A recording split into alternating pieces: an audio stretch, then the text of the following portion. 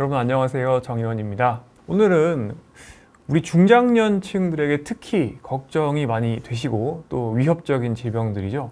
6대 질환이라고들 하는데요. 암, 뇌혈관 질환, 또 심혈관 질환, 그리고 간 질환, 폐 질환, 콩팥 질환 이런 질환들을 한꺼번에 예방할 수 있는 방법들 또 말씀드리고 또 개별적인 질환들에 대해서 실제 어떤 경과를 겪게 되시는지 말씀을 드리겠습니다. 정말 중요한 질환들이죠. 그리고 다들 무서운 질환들이고 하지만 여러분들께서 또 잘 준비하시면 다 대비를 하실 수가 있고 한편으로는 실제로 또 질환이 걸리셨을 때에도 잘 또 대비하시면서 여러 가지 치료 잘 받으시면 많은 점들 또 극복하실 수가 있고요. 사망이라든지 또는 와병하시는 것들 많이 예방할 수가 있습니다. 제가 생각하기에는 이 6대 질환은 일단 만성질환 또는 비감염성 질환이라는 특징이 있고요.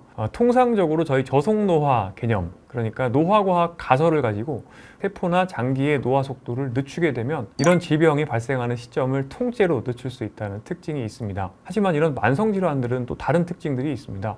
말씀드린 것처럼 일단은 우리 몸의 노화에 의해서 발생을 하게 되고요. 또 걸리고 나면 상당히 오랜 기간 동안 질병과 함께 살아가면서 관리를 받아야 한다는 특징도 있습니다. 또 한편으로는 이런 질병들이 내 몸에 쌓이고 쌓이면 결과적으로는 치매와 노쇠 같은 노인성 질환을 부르게 되고 그 결과로 일상생활에 제약이 생기고 간병인이 필요해지고 전반적으로 마지막 20, 30년 동안 나의 삶의 질이 많이 떨어진다는 특징들이 있습니다. 그렇기 때문에 결국에 이런 만성 질환들을 잘 예방하고 제때 치료를 잘 받는 것이 9988이냐 또는 골골백세냐 이 두 가지의 차이를 만든다고도 볼 수 있을 겁니다. 자, 그럼 오늘 영상에서는 말씀드린 6개 각 질환별로 우선 질환들의 특징 그리고 주요한 위험인자와 또 예방법을 간략하게 알아보고요. 실제 환자분들께서 겪게 되시는 치료 여정까지 한번 살펴보도록 하겠습니다. 그럼 지금부터 시작해 보겠습니다. 네, 우선 첫 번째 말씀드릴 질환은 암입니다. 암을 가장 쉽게 설명을 드리면 세포에 돌연변이가 생겨서 그 돌연변이 때문에 세포가 비정상적으로 자라나는 겁니다. 암세포가 커지게 되면 결국에 여러 기관의 기능을 잃게 되거나 또는 뇌 같은 곳으로 가서 압력을 만들거나 덩어리가 그렇게 해서 사람의 기능을 떨어뜨려서 사망에 이르게 되는 병이지요. 자, 그런데 세포가 이상이 생겨서 결국에 이상 증식을 한다. 거기에서 가장 중요한 게 사실은 노화입니다. 노화가 진행될수록 암 발생 가능성은 기하급수적으로 올라가게 되고요. 실제 암과 관련된 여러 위험인자들 결국에는 가속노화를 만드는 위험인자랑 완전히 겹치게 됩니다. DNA에 이상이 생긴다. DNA에 정보가 문제가 생겨서 DNA가 깨지거나 또는 복제될 때 이상이 누적된다. 이런 것들이 사실은 산화적 스트레스, ROS라고 하는 활성산소라든지 또는 대사 이상에 의한 만성염증 그리고 전반적으로 대사 과잉에 의해서 세포의 분열 속도가 가속화되는 것들 이런 것들이 전부 다 암의 발병과 밀접한 연관이 있습니다. 또 한편으로는 대사질환에 의해서 미토콘드리아 기능이 떨어지게 되면 활성산소는 급증할 수가 있고요. 담배를 피운다, 만성염증과 활성산소 올라갈 수 있죠. 술 마시면 마찬가지입니다. 운동을 안 하게 되어도 대사 이상이 생기는 거고요. 만성염증이 올라가고 미토콘드리아 기능이 떨어집니다. 실제 2008년 미국 MD 앤더슨 암센터의 연구인데요. 이 연구에서도 정확히 암은 예방이 가능하다. 그리고 90%의 암이 생활습관의 누적, 10%만이 유전적 요인이다라고 강조를 하고 있습니다. 많은 분들께서 나는 술 많이 마시고 담배도 계속 피는데 암 안 걸리고 잘 살아있지 않느냐 이렇게 말씀을 주시는데 사실 연구를 해보면 그렇지 않다는 거죠. 이 연구에 따르면 암으로 인한 사망의 20, 30%는 담배, 30에서 35%는 잘못된 식단, 그리고 15에서 20% 정도는 감염 때문에 생기고요. 나머지는 음주나 운동 부족, 그리고 공해, 스트레스 이런 것들이 차지한다고 이야기를 합니다. 결국에 저속노화 라이프 스타일을 하시면 90%의 암을 예방할 수 있다는 건데요. 담배 끊고요. 절주하시고 적당한 운동하시면 됩니다. 채소, 과일 충분히 드시고요. 생채소 매일 드시고 과일류도 간식으로 매일 한 번 이상 드시고요. 정말 수능 잘 보기 위해서 공부 열심히 하면 된다. 거의 똑같은 내용인데요. 잡곡과 통곡물을 드시라고 하고 있고요. 두류, 콩이죠. 그리고 두류 가공품, 두유, 두부를 매일 먹으라고 이야기합니다.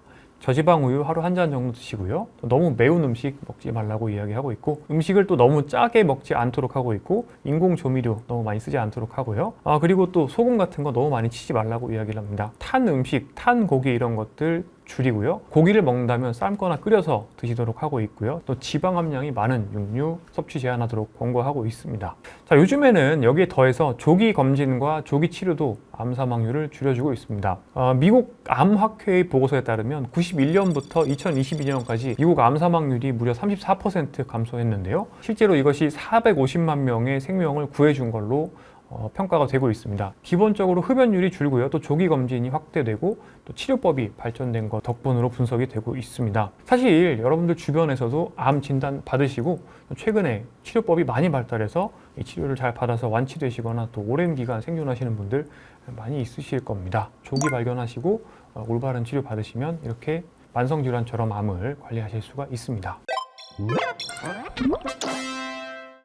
자, 다음은 중풍으로 많이들 알고 계신 뇌졸중을 포함한 뇌혈관 질환입니다. 여러 가지 이슈로 인해서 옛날에 특히 혈압 관리가 안 될 때, 고혈압 치료가 잘 안 되던 80년대, 90년대에는 뇌출혈로 급사하시는 경우가 많이 있었습니다. 하지만 요즘에 더 문제가 되는 것은 허혈성, 그러니까 혈전이 생겨서 뇌의 동맥이 막히게 되어서 그로 인해서 뇌의 일부가 구멍이 나기도 하고요. 또는 뇌경색이 크게 오기도 합니다. 이 뇌경색이 크게 오고 나면 또 그 주변부로 출혈이 생기면서 출혈성 뇌경색이 동반되는 경우도 있습니다. 그래서 허혈과 출혈이 동반되는 뇌경색이 되기도 하는데요. 이 허혈성 뇌경색은 기본적으로는 만성 대사질환이고 결국에는 가속노화에 의한 결과라고 볼 수 있습니다. 또 허혈성 뇌졸중의 경우에도 심장이나 대동맥 같은 큰 혈관 또는 순환기계 장기에서 피떡이 날아가서 생기는 색전성 뇌경색이 있고요.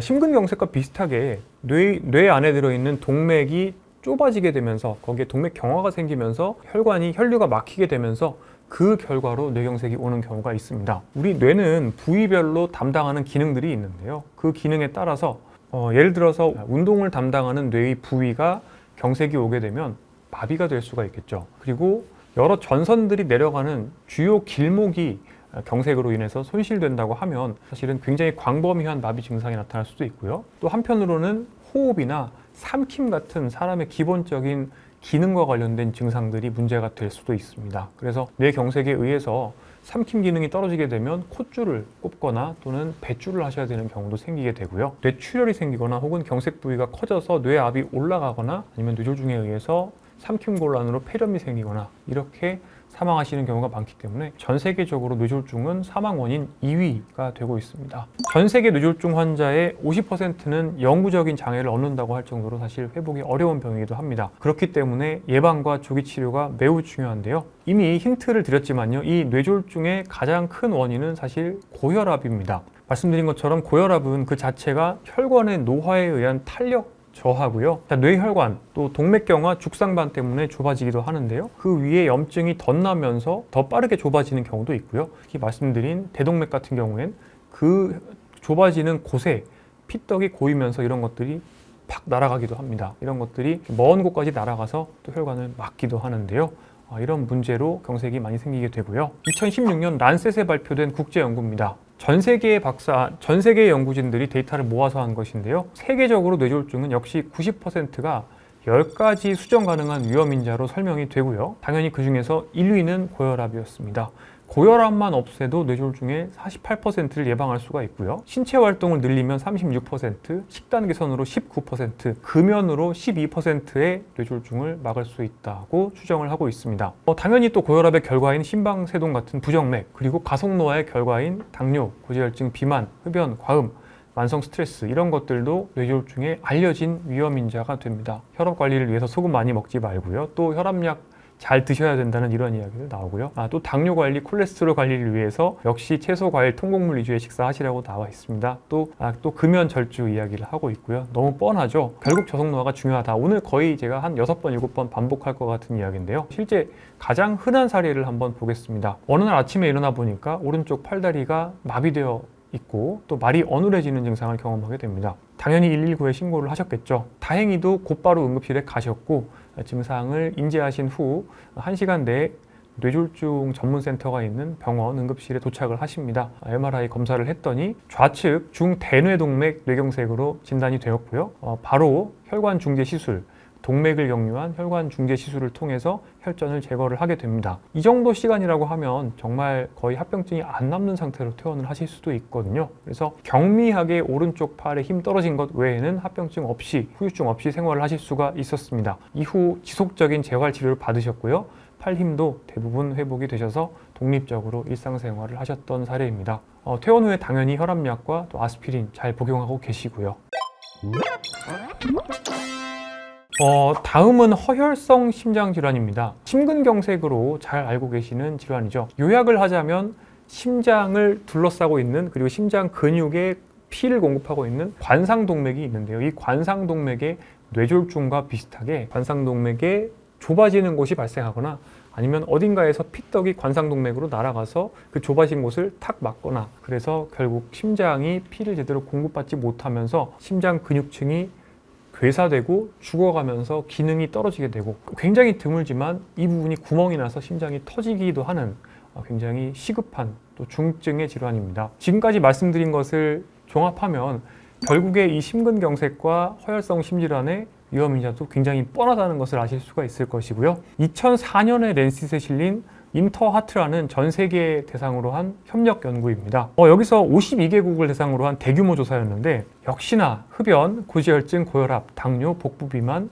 스트레스, 운동 부족, 그리고 잘못된 식습관, 과도한 음주, 이렇게 9가지 요인이 전 세계 심근경색 발병의 90%를 설명할 수 있다라고 이야기를 했고요. 같은 연구에서 매일 충분한 양의 채소 과일만 먹고 또 규칙적으로 운동만 해도 전체 심근경색의 3분의 1을 예방할 수 있다는 이야기를 하기도 했습니다. 보통 증상은 어떻게 나오냐면요. 무지근한 가슴 통증이 나오고요. 이런 것들이 어디로 퍼지기도 합니다. 목 쪽으로 퍼지기도 하고 등 쪽으로 퍼지기도 하고 팔 쪽으로 퍼지는 느낌도 있습니다. 이런 증상들은 특히 신체 활동을 할 때 더 심해지는 경향이 있는데요. 이런 증상이 점점 심해진다고 하면 보통 응급실로 오시게 됩니다. 심전도와 혈액 검사를 통해서 심근경색이 진단되게 되면 굉장히 시급하게 중재 시술을 할 수 있는 캐스랩이라는 방으로 들어가게 됩니다. 이곳에서 영상을 보면서 카테터를 넣어서 혈관을 펴거나 또는 스텐트를 넣는 시술을 하시게 되시죠. 그래서 환자분들 만나 뵙고 이야기를 하면 심근경색을 알아서 스텐트를 3개 넣고 약 먹고 있다, 이렇게 대부분 다 기억을 하십니다. 그래서 그런 분들께서는 또 후유증을 막기 위해서, 또 재발을 막기 위해서 아스피린이나 플라빅스 같은 약을 잘 드셔야 되고요. 혈압, 당뇨, 고지혈증에 대한 치료도 굉장히 잘 받으셔야 되겠습니다. 심근경색 범위가 커서 심장 기능이 떨어지는 경우에는 이후 심장 재활까지도 받게 되시고요. 맞춤형으로 설계된 운동 방법들을 통해서 심폐지구력을 개선시키게 되고요. 전반적으로 일상생활의 수행 능력이 좋아지게 됩니다. 내용이 좀 많았는데요. 요점을 정리해보자면요. 건강한 식사 하시고 규칙적으로 운동하시고요. 금연 절주하셔야 되고요. 스트레스 관리하시고 잘 주무셔야 됩니다. 지금까지 들어주셔서 감사합니다.